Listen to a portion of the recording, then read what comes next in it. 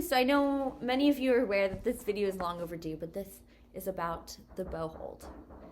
So I'm a big advocate of coming up around the bow when you form your bow hold. So you want to come from the bottom up, and then once you get to these middle set of knuckles, you're going to curl them around the violin. And so everyone's fingers are a different length, a different shape, and so your fingers may lay in a different spot than mine on the bow like this. But you're going to take your thumb, you're going to bend it, and you're going to put it in this ledge right around there. So let's try that again. We're going to come from the bottom. You're going to curl those knuckles around the bow, bend our thumb to get it in there. Then we're just going to stick the pinky on top. And you may need to move this middle finger around until you find a nice comfortable place. This just lays on the bow. And so you should be able to do the windshield wipers, which is just moving your wrist back and forth. And you'll feel that when you're coming up this way, your pinky pushes a little bit, but then when you come back down to slow it, you'll feel more pressure right here in your pinky. And I really do like a flatter bow hold. I think it creates a much richer, warmer sound in the violin. So now let's talk about how to utilize that on the bow, on the strings, how to utilize the bow on the strings. If you start at the frog, and you do a down bow, which is the frog of your bow, this part, going towards the floor, you want to line it up with the bridge. So using a mirror is very helpful, or even the camera on your laptop if you have one. So you want to make sure that your bow is straight.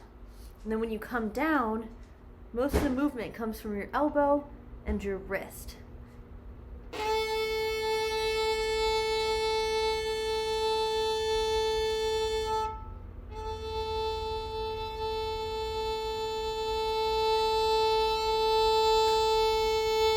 And you want to keep the bow hair as flat as you can.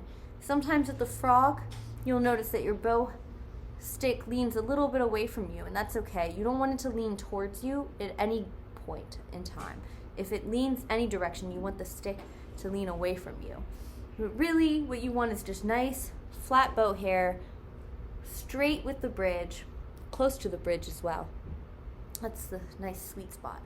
And you'll see that when I go down, I make a valley with my wrist, and then when I come up, I'm making a hill. And you'll see my elbow?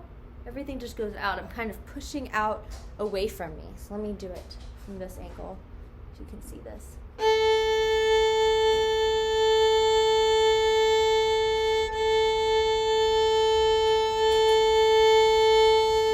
And you want to be as comfortable at the frog of the bow as at the tip of the bow. So if you're not comfortable at the tip, you feel like you're really way out here or you're back here too far, you can move your violin either in this way or out away from your bow arm to make it comfortable. So if you have long arms, you might want to come out here. If you have shorter arms, you may want to bring the violin in front of you a little bit more. So it really depends on your body type. But yes, and this should feel secure.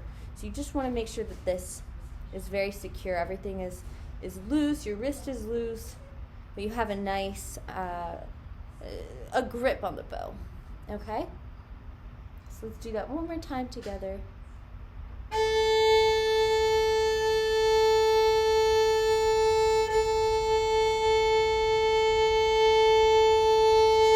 And I like to warm up playing open bows on each string every day, every time I get my violin out of the case. And that will also help you because you have to do that when you tune anyway, right?